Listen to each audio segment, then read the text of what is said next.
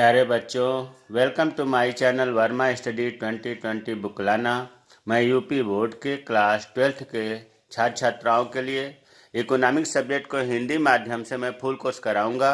यदि आप full course करना चाहते हैं तो मेरे चैनल को सब्सक्राइब कीजिए और बेल आइकन को प्रेस करना ना भूलें, ताकि जो भी वीडियो मैं अपलोड करूं उसका नोटिफिकेशन आपको सबसे पहले मिल सके। प्यारे बच्चों, माइक्रो इकोनॉमिक्स समाप्त हो चुका है। मैक्रो इकोनॉमिक्स समष्टि अर्थशास्त्र चल रहा है, जिसमें चैप्टर दूसरा चल रहा है राष्ट्रीय आय का लेखांकन। इसमें आज पार्ट 9 है, 9वां वीडियो है। अगर इससे पहले वाला वीडियो आप नहीं देखे हैं तो उन्हें आई बटन को क्लिक करके देख लें। अगर आप उनको नहीं देखेंगे तो फिर ये चीज़ समझ में नहीं आएगा। तो आज हम लोग पढ़ेंगे निजी आय, जिसको अंग्रेजी में कहते हैं प्राइवेट इनकम, वैयक्तिक आय पर्सनल इनकम व वैयक्तिक प्रयोज्य आय पर्सनल डिस्पोजल इनकम। आप ये सोचेंगे कि राष्ट्रीय आय में ये कहाँ से आ गया। तो जैसा कि आपको इससे पहले बताया गया था कि राष्ट्रीय आय की संकल्पनाएं या अवधारणाएं या समुच्चय क्या है, तो उसमें मेन आपको 4 बताया गया था। एक बताया गया था जीडीपी, दूसरा बताया गया था जीएनपी, तीसरा बताया गया था एनडीपी और चौथा बताया गया था एनएनपी। और इनमें 2 मार्केट प्राइस फैक्टर कास्ट, इनमें भी 2 एमपीएफसी, इनमें भी 2 एमपीएफसी, इसमें भी 2 एमपीएफसी। मतलब 4 से ये 8 बने थे, जो आपको विस्तृत बताया गया था।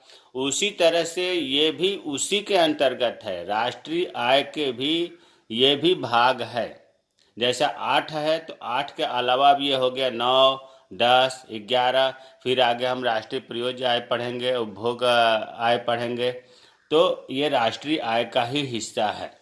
अब हम थोड़ी सी पुरानी चीज़ें, जैसे कि हमारी आदत है कि बताने से पहले मैं आपको बैग में लेकर चलता हूँ। जैसा कि ऊंची छलांग लगाने के लिए पीछे से दौड़ लगाना पड़ता है, उसी तरह से आपको समझाने के लिए मैं थोड़ा सा बैग से चलता हूँ, जिसे बॉक्स में लिख देता हूँ।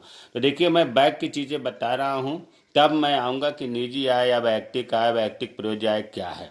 राष्ट्रीय आय गणना करने की विधि आपको 3 बताया जा चुका है। मूल्यवर्धित विधि, वैल्यू एडेड मेथड, दूसरा इनकम मेथड और तीसरा व्यय विधि, एक्सपेंडिचर मेथड। मूल्यवर्धित विधि में जीवीएमपी या जीडीपी एट एमपी प्राप्त का होता है, और इससे हम एनएनपीएफसी मतलब राष्ट्रीय आय प्राप्त कर लेते हैं। उसी तरह से व्यय विधि में भी जीडीपी एट एमपी प्राप्त होता है, और फिर जीडीपी एट एमपी से हम एनएनपीएफसी, जिसे राष्ट्रीय आय कहते हैं, प्राप्त कर लेते हैं। अब जीडीपी एमपी क्या है, जीबीएमपी क्या है, एनएनपीएफसी, ये सब चीज़ें यहाँ नहीं बताई जाएंगी। अगर आप पहला वीडियो नहीं देखे हैं तो उसे देखें, नहीं तो फिर यहाँ समझ में नहीं आएगा। अब हम आते हैं आय विधि, जो बताया था उसकी इसमें ज़रूरत है।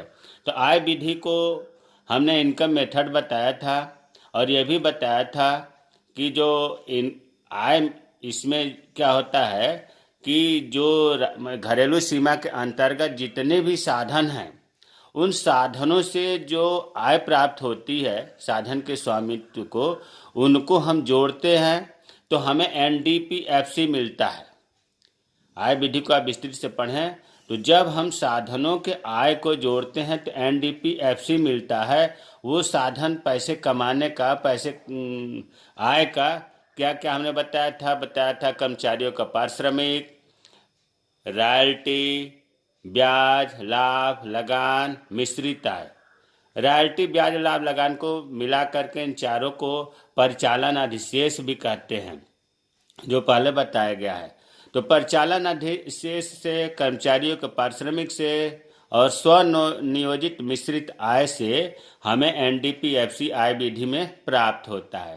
तो एनडीपीएफसी की परिभाषा हमने वैसे लिख दिया है कि एक लेखा वर्ष में एक घरेलू सीमा के अंतर्गत विभिन्न साधनों का भी बताया ना, जो उत्पादन के साधन होते हैं, भूमि, श्रम, पूंजी, उद्यमी, उनसे जो आय प्राप्त होती है उनको जब हम जोड़ते हैं तो ये एनडीपीएफसी प्राप्त होता है। इसे हम शुद्ध घरेलू आय भी कहते हैं। यहाँ तक तो आपको बैक की चीज़ें बताई गई। अब देखो, जो आय विधि में हमें एनडीपीएफसी प्राप्त होता है, अगर इसका फुल फॉर्म करें तो एन से हो गया net domestic product at factor cost, साधन लागत पर शुद्ध घरेलू उत्पाद। ये जो हमारी आया है एनडीपीएफसी, इसमें दो तरह के क्षेत्र होते हैं। एक तो निजी क्षेत्र जिसे हम कहते हैं प्राइवेट सेक्टर से। भाई जो शुद्ध घरेलू आय या शुद्ध घरेलू उत्पाद हमें प्राप्त हुआ है ऊपर के तरीकों से, इसमें दो तरह, या तो सरकारी क्षेत्र से आय होगा जिसको हम कहते हैं निजी क्षेत्र से प्राप्त आय प्राइवेट सेक्टर, और या सरकारी क्षेत्र से गवर्नमेंट सेक्टर। हमारी बात तो समझ में आ रही होगी कि जो एनडीपीएफसी प्राप्त हुआ है, साधनों से जो आय प्राप्त हुआ है उनका जोड़ एनडीपीएफसी कहलाता है। इसमें दो तरह के क्षेत्र से आय हुई थी, निजी क्षेत्र से और सरकारी क्षेत्र से। सरकारी क्षेत्र को ही हम सार्वजनिक क्षेत्र भी कहते हैं, कंफ्यूजन नहीं होना चाहिए। सरकारी क्षेत्र को सार्वजनिक क्षेत्र भी कहते हैं, अंग्रेजी में गवर्नमेंट सेक्टर, और निजी क्षेत्र को अंग्रेजी में प्राइवेट सेक्टर कहते हैं। अच्छा, अब ये बताओ, जैसे कि अभी हमने बताया कि एनडीपी, इसका हिंदी होगा शुद्ध घरेलू उत्पाद। तो जब इसी का ये प्रकार है तो इन प्रकारों में अगर हम शुद्ध घरेलू उत्पाद को जोड़ दें तो अच्छा रहेगा। जैसे कहने का मतलब निजी क्षेत्र से प्राप्त आया है, अब इसको हम यहाँ निजी क्षेत्र यहाँ हम जोड़ दे रहे हैं कि को एनडीपी की हिंदी होगी सकल घरेलू शुद्ध घरेलू उत्पाद, शुद्ध घरेलू उत्पाद। हमने कुछ नया काम नहीं किया है। निजी क्षेत्र कहाँ से प्राप्त हुआ? भाई अगर जैसे मान लो कि हमारा नाम है ओम प्रकाश वर्मा, तो हमारे बच्चों के आगे वर्मा अगर लगा दिया जाए तो कोई गलत बात थोड़े नहीं है। उसी तरह से जब शुद्ध घरेलू उत्पाद का ये प्रकार है तो हमने इसमें जोड़ दिया निजी क्षेत्र को शुद्ध घरेलू उत्पाद से प्राप्त है। उसी तरह से इसमें भी जोड़ सकते हैं सरकारी क्षेत्र को शुद्ध घरेलू उत्पाद, जगह कम है तो हम 60 में लिख दे रहे हैं एनडीपी से प्राप्त आय। एनडीपी सरकारी क्षेत्र को शुद्ध घरेलू उत्पाद से प्राप्त आय। तो यहाँ तक आपको समझ में आ गया होगा कि जो एनडीपीएफसी हमें मिला है वो निजी क्षेत्र को शुद्ध घरेलू उत्पाद से प्राप्त हुआ है और सरकारी क्षेत्र को शुद्ध घरेलू उत्पाद से प्राप्त आय हुआ है। अब देखो, यहाँ हम एक सारांश बता रहे हैं। जो निजी क्षेत्र से आय प्राप्त हुआ है इससे ही हमें निजी आय मिलती है। भाई निजी क्षेत्र से आय जो प्राप्त हुआ इसी से हम निजी आय निकालते हैं। कैसे निकालते हैं आगे बताया जाएगा। यहाँ आप इतना समझो कि जो निजी क्षेत्र को शुद्ध घरेलू उत्पाद से प्राप्त आय है इसमें जो है और 4 चीज़ों को जोड़ेंगे तब निजी आय प्राप्त होगा, जो आगे हम बताएंगे। तो इस चीज़ को हम बार बार कहेंगे कि निजी क्षेत्र को शुद्ध घरेलू उत्पाद से प्राप्त आय में 4 चीज़ें जोड़ेंगे तो निजी आय प्राप्त होगा।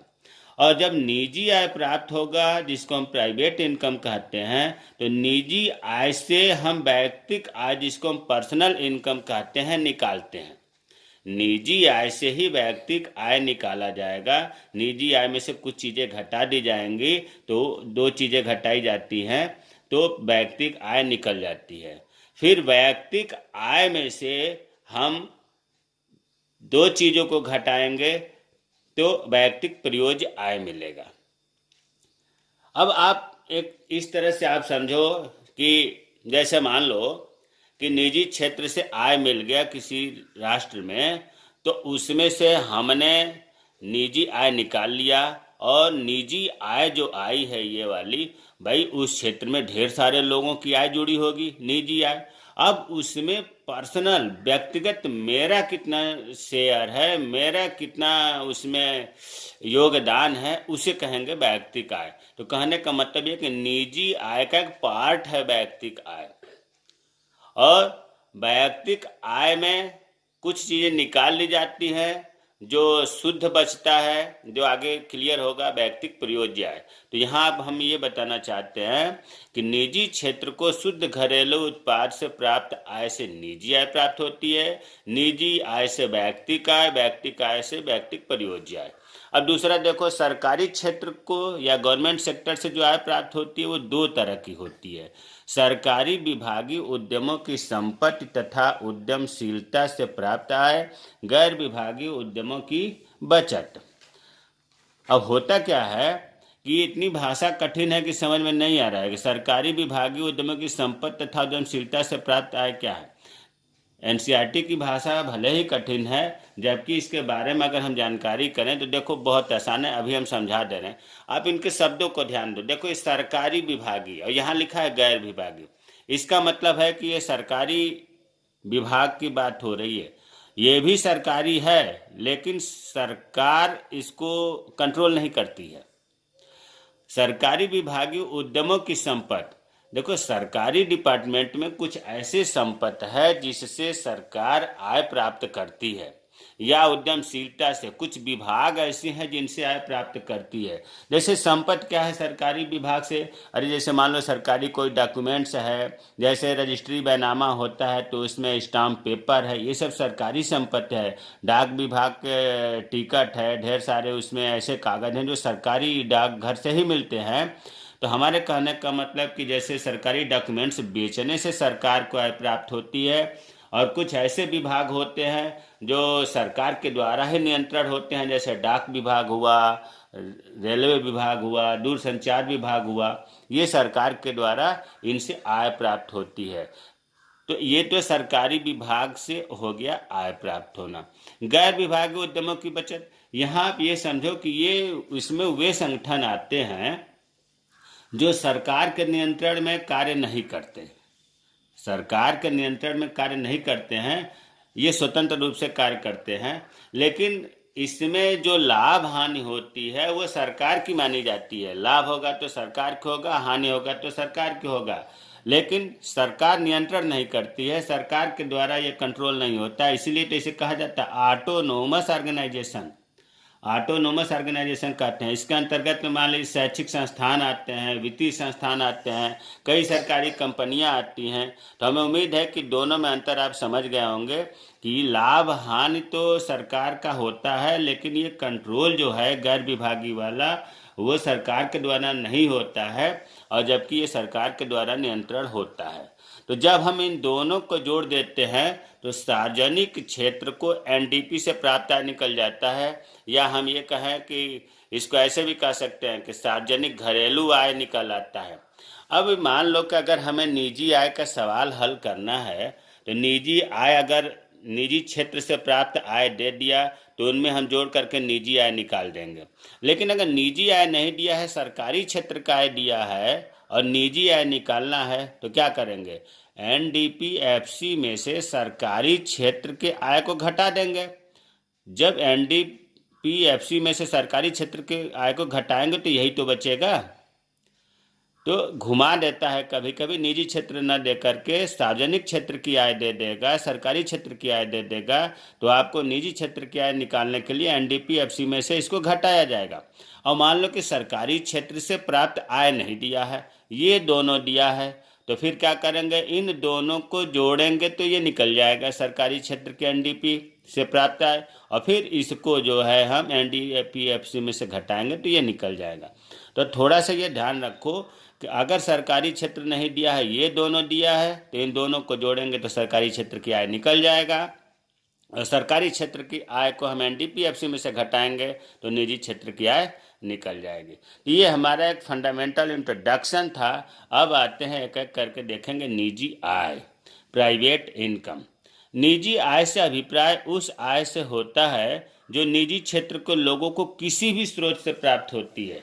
देखो, निजी आय से अभिप्राय, प्राय का मतलब अर्थ, उस आय से होता है जो निजी क्षेत्र के लोगों को, मतलब गवर्नमेंट सेक्टर के लोगों के से नहीं। यहाँ ध्यान ये रखना है कि सरकारी लोगों की बात नहीं हो रही है, निजी क्षेत्र के लोगों को, गवर्नमेंट सेक्टर के लोगों की बात नहीं हो रही है, किसी भी स्रोत से प्राप्त होता हो उसे हम निजी आय कहते हैं। अभी हमने जो ऊपर बताया था कि जब एनडीपीएफसी प्राप्त होता है तो ये दो तरह का होता है। वही चीज़ मैं यहाँ लिखा हूँ कि निजी क्षेत्र को शुद्ध घरेलू उत्पाद से प्राप्त आय। एक बार फिर यहाँ ध्यान दो, अभी हमने बताया था कि एनडीपीएफसी दो तरह का होता है, निजी क्षेत्र से प्राप्त आय, सरकारी क्षेत्र से प्राप्त आय। अब निजी क्षेत्र से प्राप्त आय को हमने एक तरीके से यही लिखा है, निजी क्षेत्र को शुद्ध घरेलू उत्पाद से प्राप्त आय। निजी आय ज्ञात करने के लिए इसको हमें लिखना पड़ेगा ना कि निजी क्षेत्र से कितनी आय प्राप्त हुई है। तो वही चीज़ लिखा है, निजी आय निकालने का फॉर्मूला है कि निजी क्षेत्र को शुद्ध घरेलू उत्पाद से प्राप्त आय। अब इसमें जो अभी ऊपर हमने बताया था कि चार चीज़ें जोड़ेंगे, वो चीज़ हम इसमें जोड़ेंगे। तो वो चीज़ इसमें जोड़ने के लिए पहले हम, चलो इससे समझने से पहले मान लो कि हमने यहाँ राष्ट्रीय आय लिख दिया एनएनपीएफसी, और एनएनपीएफसी आपको पता हो गया कि एक होता है, इसमें निजी क्षेत्र होता है और दूसरा सार्वजनिक क्षेत्र होता है। यह भी ऊपर मैंने बताया था। अब निजी क्षेत्र में कोई मान लो कि व्यक्ति है, निजी क्षेत्र की बात कर रहा हूँ, कोई व्यक्ति है, निजी क्षेत्र में कुछ कमाया, तो हमने यहाँ हिंट कर दिया निजी क्षेत्र से, निजी क्षेत्र से उसने आय कमाया। और वही व्यक्ति, मान लिया यही व्यक्ति जो भारत में निजी क्षेत्र से कमाया है, उसकी आय हुई है, यही व्यक्ति कुछ विदेशों में भी कमाया, अर्थात एनएफआईए से भी उसकी आय हुई। और इसके अलावा मान लो कि अपने यहाँ के इकोनॉमी जो है दूसरे देश में ऋण दिए तो उससे ब्याज मिलता है, तो राष्ट्रीय ऋण पर ब्याज भी उसे जो मिलेगा निजी क्षेत्र में होगा। इसके अलावा सरकार से प्राप्त वर्तमान चालू हस्तांतरण, देखो ये दोनों हस्तांतरण का मतलब होता है फ्री की कमाई। कभी कभी ऐसा होता है कि बिना मेहनत किए अगर कोई कमाई हो जाती है, अगर सरकार के द्वारा होगी तो हम कहेंगे कि सरकार से प्राप्त वर्तमान चालू हस्तांतरण। इसमें जैसे मान लो छात्रवृत्ति मिल गई, वृद्धावस्था पेंशन मिल गई, किसी सरकार के द्वारा रोजगार बेरोजगारी भत्ता मिल गया, ये सब क्या है, फ्री की कमाई है सरकार से। इसको भी हम निजी आय में जोड़ते हैं। अब फ्री की कमाई विश्व से, शेष विश्व से प्राप्त, कभी कभी आता है कि अपने देश में मान लो संकट आ गया तो दूसरे देश के लोग मदद करते हैं, तो जो पैसा मिलता है ये भी फ्री की कमाई है। यह आर्थिक स्थिति अपने यहाँ जब खराब होती है तो दूसरे देश वाले मदद करते हैं, तो इसे हम कहते हैं शेष विश्व से प्राप्त वर्तमान हस्तांतरण। तो इसमें सभी प्रकार के, मतलब ये सरकार द्वारा भी हस्तांतरण जोड़ेंगे और शेष विश्व द्वारा भी जोड़ेंगे। तो इसी चीज को यहाँ सिस्टम से लिखा गया है कि निजी आय ज्ञात करने के लिए निजी क्षेत्र को शुद्ध घरेलू उत्पाद से प्राप्त आय ले लेंगे, जो सभी साधनों से प्राप्त हुआ है, भूमि से, श्रम से, पूंजी से, रॉयल्टी से, किराया से, ये आ गया। और विदेशों से प्राप्त शुद्ध साधन आय, आपको पहले बताया गया कि एनएफआईए कैसे मिलता है, से माइनस को हिंट दिया गया था, ट्रिक दिया गया था कि विदेशों से प्राप्त आय, विदेशों को दी गई आय माइनस करते हैं तो एनएफआईए होता है। राष्ट्रीय ऋण पर ब्याज, अभी हमने बताया कि अगर कोई राष्ट्रीय ऋण पर ब्याज मिलता है वो भी जोड़ेंगे। सरकार से, सरकार द्वारा अगर कोई फ्री में मिलता है पैसा, उसे हम वर्तमान या चालू हस्तांतरण कहते हैं। अगर विश्व से कोई फ्री में पैसा मिलता है तो शेष विश्व से प्राप्त। इन जब चारों चीज़ों को जोड़ेंगे तो हमें निजी आय मिल जाएगी। तो निजी आय निकालने के लिए हमें 1 2 3 4 5 मद जोड़ने पड़ते हैं, जो निजी क्षेत्र के शुद्ध घरेलू उत्पाद से प्राप्त आय में शेष 4 को जोड़ते हैं। ये तो सूत्र 1 हुआ, इससे सवाल हल होंगे। अब जो है दूसरा सूत्र जो है एनडीपीएफसी, इसके लिए फिर यहाँ हम थोड़ा सा समझा देना चाहते हैं कि जैसे मान लो कि अभी हमने बताया था कि एनडीपीएफसी में अगर मान लो कि निजी क्षेत्र नहीं दिया है, सार्वजनिक क्षेत्र दिया है। अभी हमने इसमें बताया था कि एनडीपीएफसी में निजी क्षेत्र, सरकारी क्षेत्र दो आते हैं। निजी क्षेत्र अगर नहीं दिया है तो क्या करेंगे? निजी क्षेत्र निकालने के लिए एनडीपीएफसी में से सरकारी क्षेत्र घटा देंगे, और सरकारी क्षेत्र घटाएंगे तो निजी क्षेत्र से आय प्राप्त हो जाएगा। फिर बाकी जो 4 चीज़ें जोड़ते हैं वो इसमें जोड़ेंगे। तो वही चीज़ है कि एनडीपीएफसी में से सार्वजनिक क्षेत्र की आय, गवर्नमेंट सेक्टर वाले इनकम को जब घटाएंगे तो जो आएगा उसमें बाकी पहले सूत्र वाला जो शेष है वो जोड़ देंगे, राष्ट्रीय रेट पर ब्याज जोड़ देंगे, सरकार से प्राप्त वर्तमान हस्तांतरण जोड़ देंगे, और शेष विश्व से प्राप्त वर्तमान हस्तांतरण जोड़ देंगे। तो ये निजी आय का दूसरा सूत्र हो गया। अगर सरकारी क्षेत्र का दिया है और निजी निकालना है तो एनडीपीएफसी में से सरकारी क्षेत्र की आय को घटा देंगे, बाकी जो चीज़ें हैं वो जोड़ देंगे, पहले सूत्र जैसा है। अब एक सूत्र और होता है तीसरा, निजी आय बराबर वैयक्तिक आय, जिसको हम कहते हैं पर्सनल इनकम, निगम कर या निगम लाभ कर, कॉर्पोरेट टैक्स, अवितरित लाभ या निगम बचत।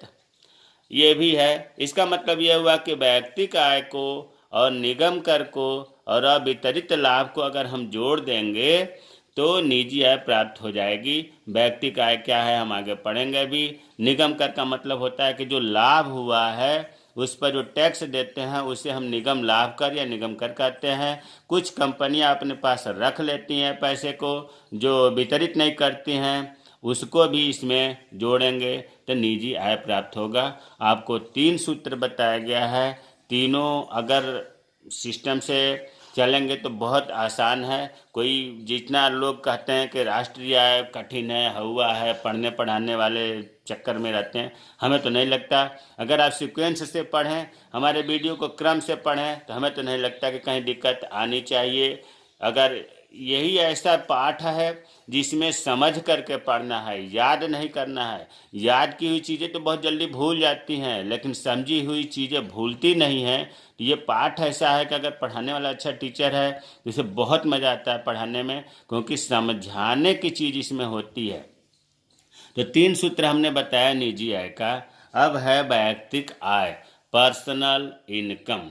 देखो जो अभी तीसरा सूत्र हमने लिखा है निजी आय, इसी सूत्र को हमने लिखा है निजी आय बराबर वैयक्तिक आय, निगम कर, अवितरित लाभ। इसी को हमने लिखा है। अब ये देखो थोड़ा बहुत तो गणित आना चाहिए कि जब इसमें निजी आय दिया है, निगम कर दिया है, अवितरित लाभ दिया और हमें वैयक्तिक आय निकालना है, इसे निकालना है, तो जब हम इसे बाहर निकालेंगे तो ये चीज़ें माइनस में हो जाती हैं पक्षांतर करने पर। तो इसी सूत्र को हमने वैयक्तिक आय को निकालना था तो बाहर कर दिया, निजी आय जो का त्यों हो गया और ये माइनस में हो जाएगा मैथ के रूल के अनुसार। तो निजी आय ऋण निगम कर ऋण अवितरित लाभ। अगर आपने तीसरा सूत्र निजी आय का ज्ञात किया है तो उसी सूत्र से वैयक्तिक आय का सूत्र निकल गया, और परिभाषा भी इसी से हो सकता है। कैसे हो सकता है कि वैयक्तिक आय वह आय है निजी आय में से निगम कर और अवितरित लाभ को घटाने पर प्राप्त होता है। निजी आय में से निगम कर और अवितरित लाभ जब माइनस करेंगे, घटाएंगे, तो वैयक्तिक आय पर्सनल इनकम प्राप्त होगा। इसकी परिभाषा लिखा है कि 1 वर्ष की अवधि में एक देश के सभी व्यक्ति या परिवार जितनी आय वास्तव में प्राप्त करते हैं उन सभी आयों के योग को वैयक्तिक आय कहते हैं। इसके अंतर्गत हम मजदूरी, वेतन, ब्याज, लगान, लाभांश आदि को सम्मिलित करते हैं। मैं मान रहा हूँ कि ये चीज़ें समझ में नहीं आई होगी, अभी इसको समझ में आ जाएगा। देखो जैसे मान लो कि हम पहले एनएनपीएफसी अर्थात राष्ट्रीय आय की बात कर रहा हूँ। राष्ट्रीय आय में आपको बताया गया है कि 2 चीज़ आती है, निजी क्षेत्र और दूसरा बताया गया है सरकारी क्षेत्र। यहाँ तक तो कोई दिक्कत नहीं होनी चाहिए। और निजी क्षेत्र से आप निजी आय निकाल लेते हैं, निजी क्षेत्र से निजी आय निकाल लेते हैं। जो निजी क्षेत्र में आपको बताया गया है कि निजी क्षेत्र के शुद्ध घरेलू उत्पाद से प्राप्त आय, फिर उसमें विदेशों से प्राप्त आय, फिर राष्ट्रीय ऋण पर ब्याज, है ना, फिर उसके बाद सभी पर चालू हस्तांतरण, इसमें जो जोड़ते हैं तो निजी आय प्राप्त होती है। और जब निजी आय में से हम निगम कर को माइनस करेंगे, यहाँ ध्यान दो, कारपोरेट निजी आय में से जब हम निगम कर को घटा देंगे और अवितरित लाभ को भी घटा देंगे, जो वितरित ही नहीं हुआ है, अवितरित लाभ को घटा देंगे, तब ये हमारा जो आएगा वो आएगा वैयक्तिक आय। इसको व्यक्तिगत आय भी कहते हैं। व्यक्तिगत आय, पर्सनल, वैसे है तो पर्सोनल, लेकिन पर्सनल कहा जाता है। वैयक्तिक आय प्राप्त हो गया। तो आपको इतना ज़्यादा दिमाग लगाने की जरूरत नहीं है, बस ये आपको याद रखना है कि निजी आय में से हम निगम कर और अवितरित लाभ जब निकाल देते हैं तो वैयक्तिक आय प्राप्त हो जाती है। अब तो समझ में आ गया होगा। अब आगे बढ़ते हैं। वैयक्तिक प्रयोज्य आय, पर्सनल डिस्पोजल इनकम। परिवारों, देखो प्रयोज्य का अर्थ होता है खर्च योग्य। परिवारों की वह आय जिसे वह अपने इच्छानुसार खर्च कर सकते हैं या बचत कर सकते हैं, उसे ही वैयक्तिक प्रयोज्य आय कहते हैं। इसको एक उदाहरण से समझें, अभी अपने आप क्लियर हो जाएगा। देखो मान लो कि ये सूत्र है वैयक्तिक प्रयोज्य आय का, कि वैयक्तिक आय माइनस प्रत्यक्ष वैयक्तिक कर, जिसको प्रत्यक्ष कर भी कहते हैं, माइनस सरकारी प्रशासनिक विभागों को शुल्क एवं जुर्माने के रूप में विविध प्राप्तियां। अभी समझ में आ जाएगा। जैसे मान लो कि हम वैयक्तिक प्रयोज्य आय निकालने का एक उदाहरण लेते हैं। हमारा जो है इनकम का मतलब वैयक्तिक आय, पर्सनल इनकम, वैयक्तिक आय हमने मान लिया कि 50,000 रुपये है। ठीक है। अब जब हमें 50,000 रुपये मिल गए तो 50,000 में कुछ हमें टैक्स जमा करना पड़ेगा, प्रत्यक्ष कर। कारपोरेट कर नहीं बता रहा हूँ, वैयक्तिक आय वाला तो कंपनी काट लिया था। वैयक्तिक आय वाले में कारपोरेट निगम कर, कंपनी, अवितरित लाभ कंपनी, तब उसे निजी आय मिला था काट पीट करके। और यहाँ जो उसे काट पीट करके मिला है ना, उसमें ये प्रत्यक्ष कर अपने खुद जमा कर रहा है, कंपनी से कोई लेना देना नहीं है। तो 50,000 में चलो हमने मान लिया कि 10% उसने जो है प्रत्यक्ष कर, जिसको प्रत्यक्ष व्यक्तिक कर भी कहते हैं, जमा कर दिया। तो 5,000 रुपये इसने जमा कर दिया। अब ये 5,000 रुपये माइनस होगा इसमें से, और प्रत्यक्ष व्यक्ति कर जमा कर दिया। कुछ हो सकता है सरकारी प्रशासनिक विभागों को विविध प्राप्तियां, हो सकता है कि उस पर कुछ जुर्माना लगा हो, कुछ सरकारी फीस कहीं देना हो, हाउस टैक्स कहीं देना हो, है ना, या कहीं पेनाल्टी जुर्माना लगा हो, वो चीज़ दे दिया। तो चलो हमने यहाँ मान लिया कि शुल्क एवं जुर्माना ये कितना दे दिया, चलो मान लिया कि 2,000 रुपये दे दिया, ये भी माइनस होगा। तो जब हम 5 तो 7,000 50,000 में से माइनस करेंगे तो आएगा 43,000 रुपये, 43,000। यही तो पीडीआई है, इसी को कहते हैं वैयक्तिक प्रयोज्य आय। वैयक्तिक प्रयोज्य आय ये वो आय है कि इस पर उसको खर्च करने का या सेविंग करने का पूरा अधिकार होता है। इसमें देखो टैक्स भी दे दिया, जुर्माना भी दे दिया, कंपनी को जो काटना था वो काट लिया है पहले से ही, इसलिए वैयक्तिक आय में से हमने माइनस किया। तो जो अब रुपया बचा है उसी को कहेंगे वैयक्तिक प्रयोज्य आय। तो वही चीज़ लिखा है, जो परिवारों की वह आय जिसे वह अपनी इच्छा अनुसार खर्च कर सकता है। अब ये जो 43,000 रुपये आया है, ये वैयक्तिक प्रयोज्य आय है। इसे वो जहाँ चाहे वहाँ खर्च कर सकता है, चाहे तो उसे बचत कर सकता है, इसे ही वैयक्तिक प्रयोज्य आय कहते हैं। तो हमें उम्मीद है कि सूत्र पहला समझ में आ गया होगा। पर्सनल डिस्पोजल इनकम बराबर वैयक्तिक आय में से जब हम प्रत्यक्ष कर घटाते हैं, शुल्क एवं जुर्माना के रूप में विविध प्राप्तियां घटाते हैं, तो वैयक्तिक आय प्राप्त होता है। सूत्र एक और इसका निकलेगा, उस सूत्र को वैयक्तिक आय, देखिए रटने से कोई चीज़ काम नहीं चलेगा, इसको समझने से काम चलेगा। अब देखो दूसरा सूत्र हमने कुछ भी लिखा नहीं, हम सोचे अगर लिख देंगे तो समझ में नहीं आएगा, इसको आपसे ही सूत्र का निर्माण करवाएंगे। जैसे मान लो कि हमारी इनकम या आय कितनी है, 2,000 रुपये माना गया। मैं अपने को कह रहा हूँ ताकि आपको ये न लगे कि हमें इतना निम्न कोटि तो हमारी आय नहीं है, माना गया है ये। इसमें बुरा लगने की कोई बात नहीं है। तो इनकम हमने मान लिया कि 2000 रुपये है। आप ये बताओ, जो हमें 2000 रुपये मिला है, इसमें हम क्या करेंगे? दो चीज़ करेंगे, या तो खर्च करेंगे या बचत करेंगे। यही तो करेंगे, खर्च करेंगे। हमने मान लिया कि 2000 रुपये में 1300 रुपये हमने खर्च कर दिया, तो कितने बचेगा? 700 रुपये हमने बचा लिया। अब इसको अगर हम एक समीकरण के रूप में लिखें कायदे से कि 2000 बराबर 1300 प्लस 700। भाई 2000 रुपये हमारी इनकम थी, 1300 रुपये हमने खर्च कर दिया, 700 रुपये बचत कर दिया, तो दोनों को जोड़ने पर 2000 रुपये आ गया। इसको हम क्या कहेंगे? आय कहेंगे, इनकम कहेंगे। इसे हम क्या कहेंगे? अर्थशास्त्र की भाषा में इसे व्यय कहेंगे, खर्च या उपभोग कर लिया। ये भी तो कह सकते हैं कि 1300 रुपये का हमने उपभोग कर लिया और 700 रुपये का हमने क्या कर लिया? बचत कर लिया। अब तक हम कोई नई चीज़ नहीं बता रहे हैं, ये आपको पता है और आपसे ही पूछ के लिख रहा हूँ। तो आय 2000 रुपये हुआ, 1300 रुपये व्यय कर दिया या उपभोग कर लिया, 700 रुपये बचत कर लिया। अब आय को, यील्ड को भूगोल की भाषा में वाई कहते हैं और व्यय उपभोग को कंजप्शन कहते हैं सी, और बचत को सेविंग कहते हैं।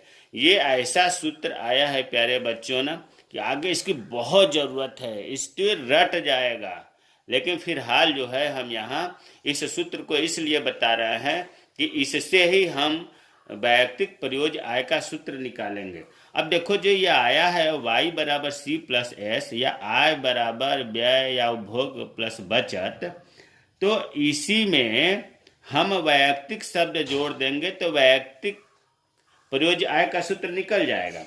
अर्थात PDI बराबर वैयक्तिक प्रयोज्य आय बराबर, देखो इसमें हमने वैयक्तिक आय, हमने PDI इसको 60 में लिख दिया। अब इसमें वैयक्तिक शब्द जोड़ देंगे, वैयक्तिक व्यय, या ऐसे भी कह सकते हैं वैयक्तिक उपभोग, है ना, दोनों चीज़ें सही है। वैयक्तिक उपभोग प्लस वैयक्तिक बचत, वैयक्तिक बचत।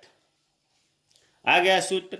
यही मैं सूत्र बताना चाह रहा था, जो कि आपको इतने उदाहरण से यहाँ लेके पहुँचा। दूसरा सूत्र हो गया PDI का कि वैयक्तिक व्यय बराबर वैयक्तिक व्यय प्लस वैयक्तिक बचत, या ऐसा हम ऐसे भी कह सकते हैं कि वैयक्तिक उपभोग प्लस वैयक्तिक बचत। तो दूसरा सूत्र आपको भी याद हो गया होगा।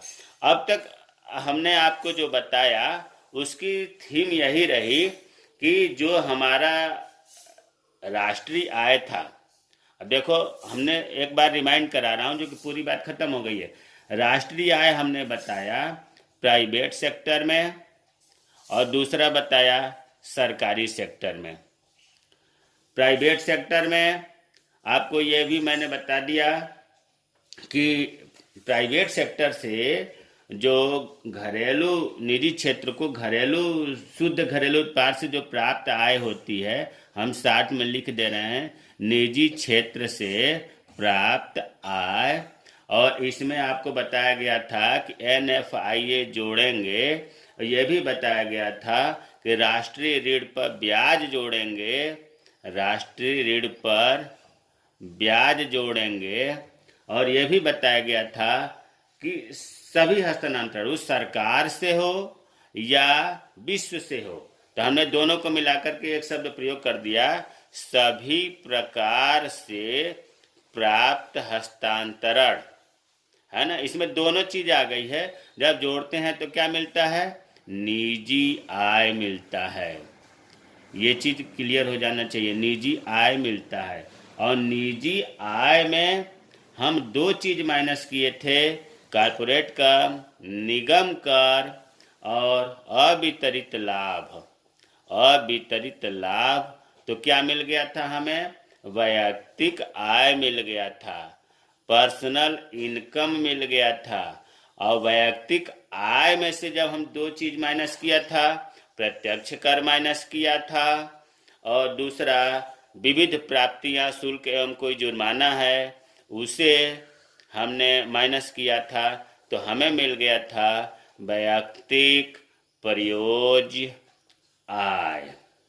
हमें उम्मीद है कि तीनों चीज, निजी आय क्या है, व्यक्तिगत आय क्या है, व्यक्तिगत प्रयोज्य आय क्या है, समझ में आ गया होगा।